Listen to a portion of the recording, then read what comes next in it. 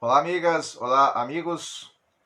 Hoje trago mais notícias sobre o naufrágio do navio transatlântico Titanic, ocorrido no dia 15 de abril de 1912. São notícias que foram publicadas no jornal A Federação de Porto Alegre. No dia 18 de abril, apenas o jornal publicou uma nota dizendo o seguinte: Londres 18. Os jornais continuam publicando longas notícias sobre o naufrágio do Titanic. Faltam listas que pormenorizem quais os mortos e quais os salvos. De todas as partes chegam condolências.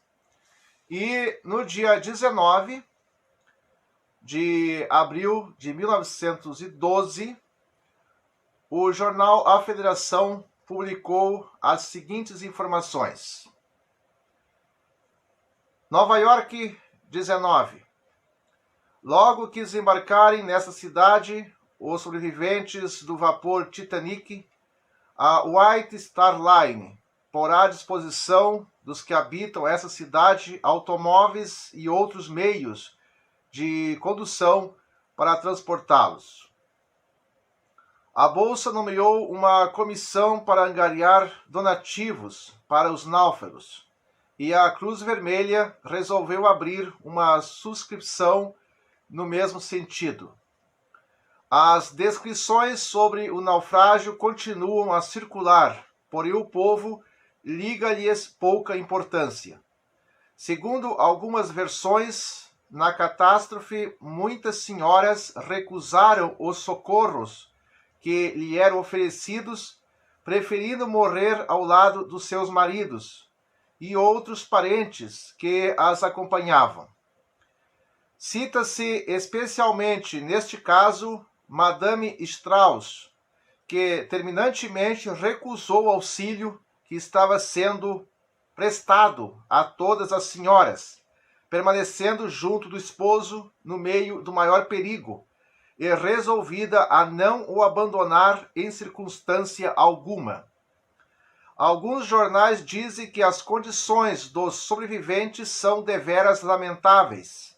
Muitos estão completamente esgotados pelos trabalhos e pelas emoções sofridas, tendo alguns enlouquecido. Tais foram os sofrimentos.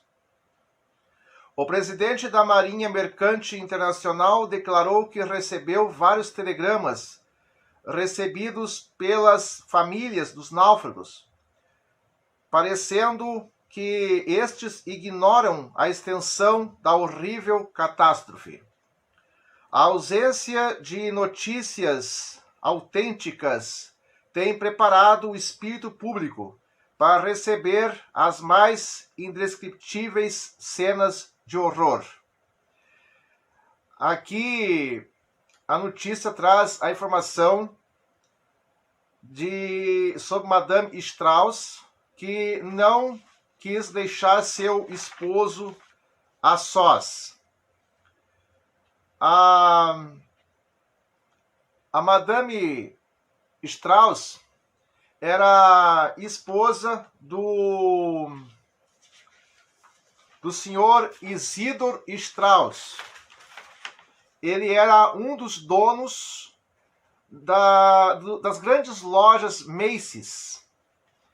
E a esposa, no caso, a Ida, ela se recusou a entrar no bote salva-vidas para morrer junto com seu marido. O Isidor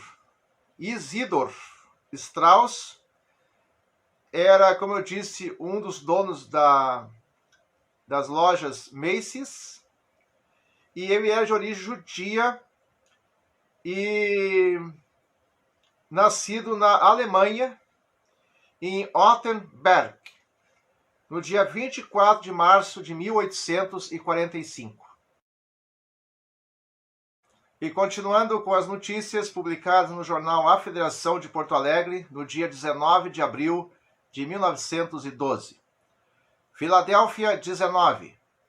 Acaba de ser recebido nessa cidade um radiograma assinado por Madame Reis, dizendo que o seu marido, Mr. Reis, presidente do Grand Trunk Railway, morreu na catástrofe do Titanic, sendo por consequência falsas as notícias que o davam entre os sobreviventes recolhidos a bordo do vapor Carpathia.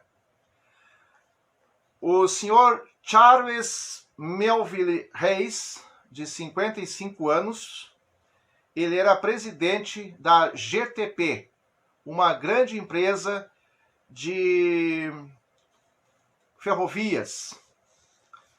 E, segundo informações que eu busquei sobre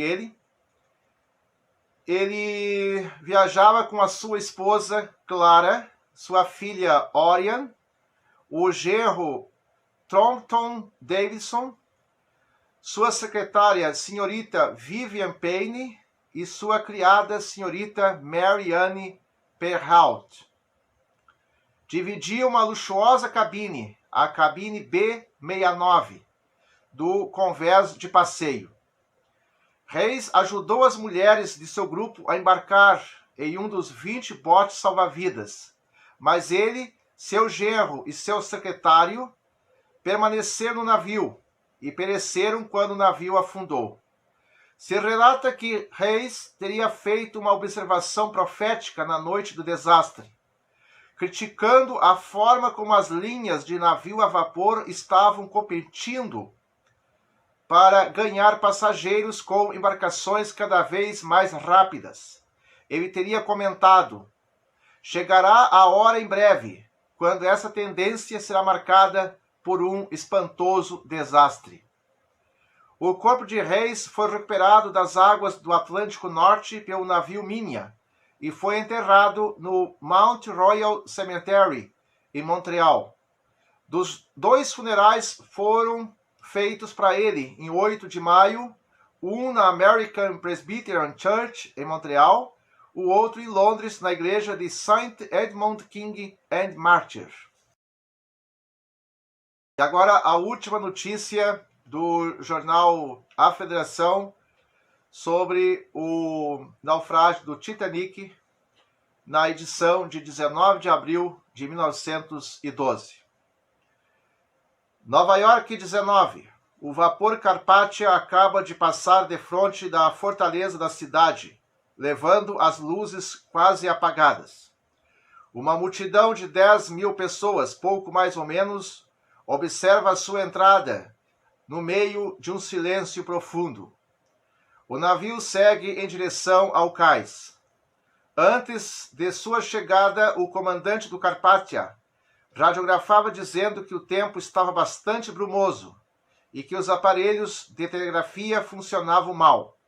Segundo consta, o Carpathia não passou no lazareto, dirigindo-se muito lentamente para o cais. Eram essas notícias por hoje e até o próximo vídeo. Muito obrigado por estar aqui assistindo esta série de vídeos sobre o Titanic.